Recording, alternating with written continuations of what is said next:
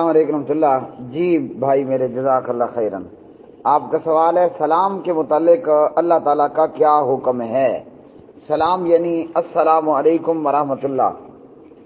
جی سلام کے متعلق حکم یہ ہے کہ پیارے نبی علیہ الصلوۃ والسلام نے فرمایا حق المسلمی علی المسلم ست۔ ابو ہریرہ رضی اللہ تعالیٰ عنہ راوی اور بلوغ المرام کتاب الجامع صحیح مسلم وغیرہ۔ مسلمان کے مسلمان پر 6 حق ہیں، ان میں سے ایک پہلا حق کہ جب آپ مسلمان بھائی سے ملیں تو اسے سلام کہیں۔ تو یہ ہے اس حدیث کے مطابق مسلمان کے مسلمان پر 6 حقوق میں سے ایک حق کہ سلام کہنا ہے۔ دوسرا قرآن مجید نے فرمایا، یہ پارہ نمبر 5 سورۃ النساء ہے اور آیت اس کی 86 ہے۔ وَإِذَا حُيِّيتُم بِتَحِيَّةٍ فَحَيُّوا بِأَحْسَنَ مِنْهَا أَوْ رُدُّوهَا، اور جب تمہیں سلام کیا جائے تو تم اس سے اچھا جواب دو یا وہی الفاظ لوٹا دو۔ ٹھیک ہے۔ اس کے بعد پیارے نبی علیہ الصلوۃ والسلام کی حدیث، یہ حدیث صحیح اپنا بلوغ المرام کتاب الجامع میں اور صحیح مسلم کتاب السلام وغیرہ میں کیا حدیث ہے؟ لا تبدأ اليہود والنصارى بالسلام، یہودیوں اور عیسائیوں کو سلام میں پہل نہیں کرنی۔ کیوں؟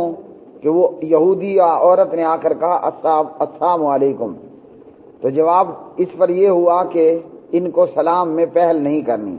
اگر یہودی اور عیسائی سلام کریں تو فقط وعلیکم کہنا ہے۔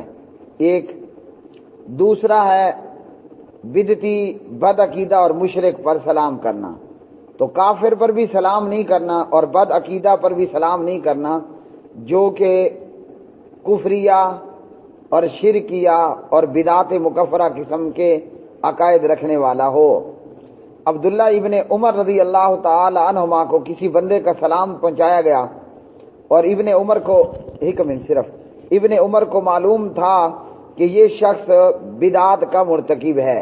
بدعت میں 2 قسم کی بدعت ہیں، ایک بدعت مکفرہ غیر مکفرہ، تو یہ شخص بدعت کا مرتکب ہے۔